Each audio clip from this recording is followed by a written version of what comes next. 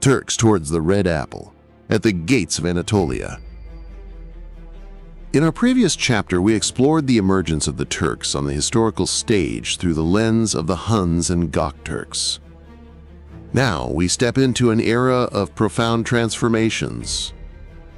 During this period, the Turks not only established vast empires, but also underwent radical shifts in religion, culture, and governance. Most significantly, their encounter with Islam ushered in a new chapter that would alter the course of world history. By the 10th century, we witness a historic turning point. Seljuk Bughra Khan, the first Turkish ruler to embrace Islam, propelled the Karakhanids to the forefront of Turkic Islamic history. This was not merely a religious conversion. It signified a comprehensive reconstruction of culture, law, and political systems. The Karakhanids developed a governance model that synthesized Arab Islamic culture with traditional Turkish customs. Works like Kutadgubilig exemplify this synthesis, redefining statecraft, justice, and morality through an Islamic lens.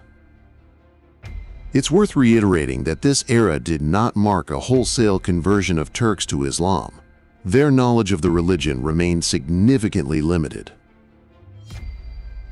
Following the Karakhanids, the Ghaznavids, particularly under Sultan Mahmud, left an indelible mark on both Turkish and Islamic history through their campaigns in India.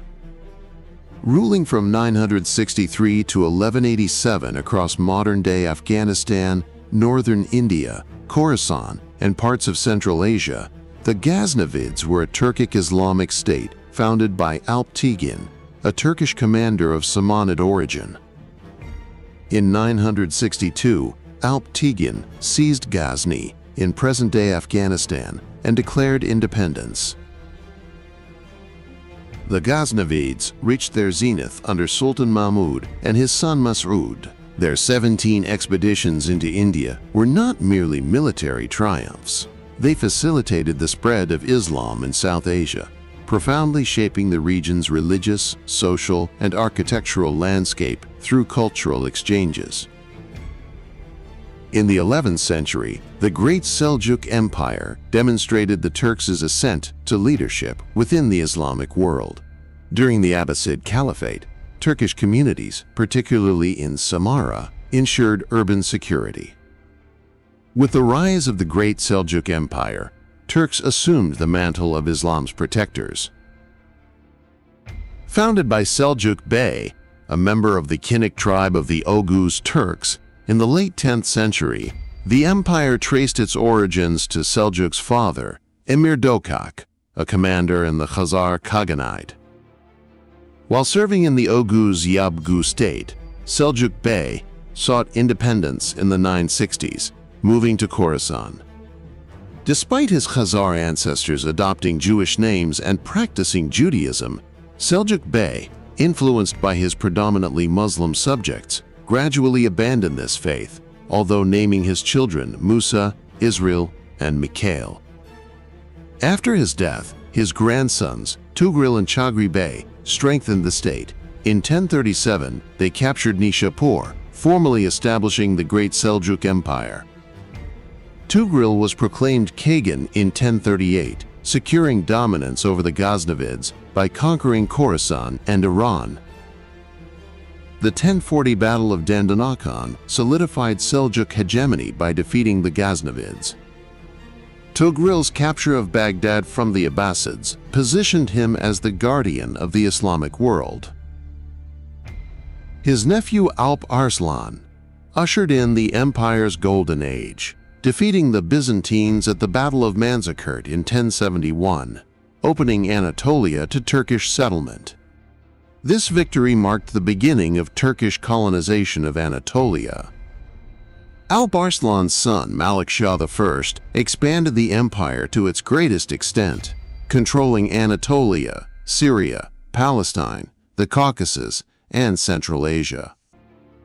Vizier Nizam al-Mulk, renowned for his siyasat name, reorganized state administration, while Nizamiye madrasas fostered education and culture. Malik Shah's death in 1092 triggered internal strife and succession disputes, weakening the empire. The Great Seljuk dynasty fragmented into atabaliks in regions like Khorasan, Iraq, Syria, and Kerman. The Anatolian Seljuks, established by Suleiman Shah after Manzikert, cemented Anatolia as a Turkish homeland through their 1176 victory over the Byzantines at Myriokephalon. Under Ala-ed-Din Kikubad I, R. 1220–1237, the Anatolian Seljuks peaked with advancements in trade, art, and architecture, exemplified by caravanserais. However, their defeat by the Mongols at the 1243 Battle of Kosei Dagh led to Mongol domination, and the state dissolved in 1308.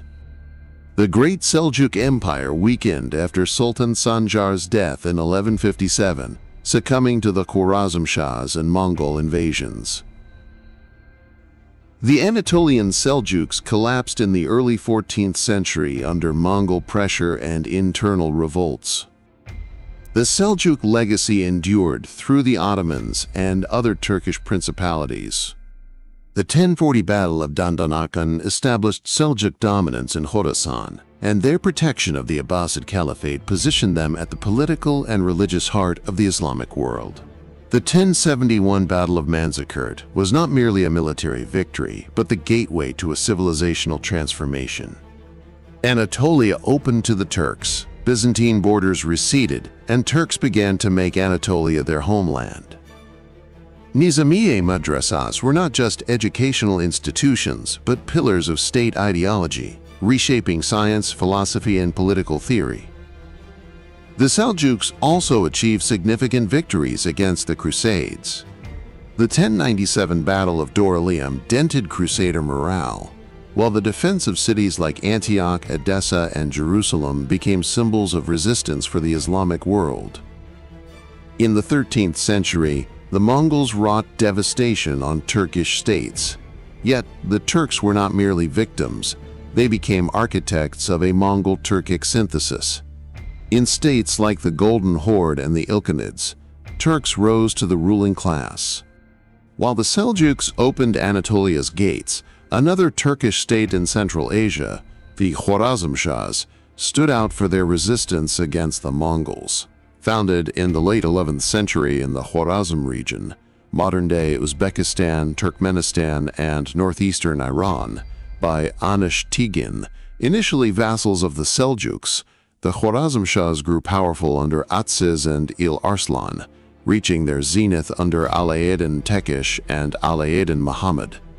Under Salah-ed-Din Khwarezmshah, they resisted Mongol invasions, becoming, alongside the Mamluks, one of the only Turkish societies to defeat the Mongols. Despite this victory, relentless Mongol assaults led to Salah-ed-Din's death in 1231, dissolving the Khwarezmshahs. Their resistance temporarily slowed Mongol advances, buying time for states in Anatolia, Iran, and the Caucasus. The disintegration of the Great Seljuk Empire and Mongol invasions reshaped world history, paving the way for numerous Turkish states to rise. The Seljuks, Khwarezmshahs, and Ghaznavids inspired new Turkish states while culturally influencing other societies. The Mamluks, founded in 1250 by Turkic Kipchak Gulams, slaves, in Egypt, Syria, and the Hejaz, halted the Mongols at the 1260 Battle of Ain Jalut, expelled the Crusaders from the Levant by 1291, and transformed Cairo and Damascus into cultural hubs. The Golden Horde, established in 1227 in the Volga, Caucasus, Black Sea, and Russian steppes by Genghis Khan's son Jochi, became a Turkish state in the 13th century, vassalizing Rus's principalities, controlling Silk Road trade, and advancing Turkic Islamic culture through Islam's adoption. In 1370, Timur, son of Turagay, founded the Timurid Empire across Central Asia, Iran, Afghanistan, and India, turning Samarkand and Herat into cultural centers. Ulugh Beg's astronomical studies and Alishir Navaz Turkish works underscored the Timurids' legacy of Turkifying Mongol heritage. Meanwhile, the Sunni Akoyunlu and Shiite Karakoyunlu in eastern Anatolia, Azerbaijan, Iraq, and Iran, the Delhi Sultanate spreading Islam in India, and the Crimean, Kazan, and Astrakhan Khanates continuing the Golden Horde's legacy in the 15th century across Crimea, the Volga, and Siberia, were other prominent Turkish states. Three key characteristics of these Turkish states merit emphasis. First, while their populations were not entirely Turkish, comprising diverse ethnicities, their ruling elites were Turkish, earning them the designation of Turkish states.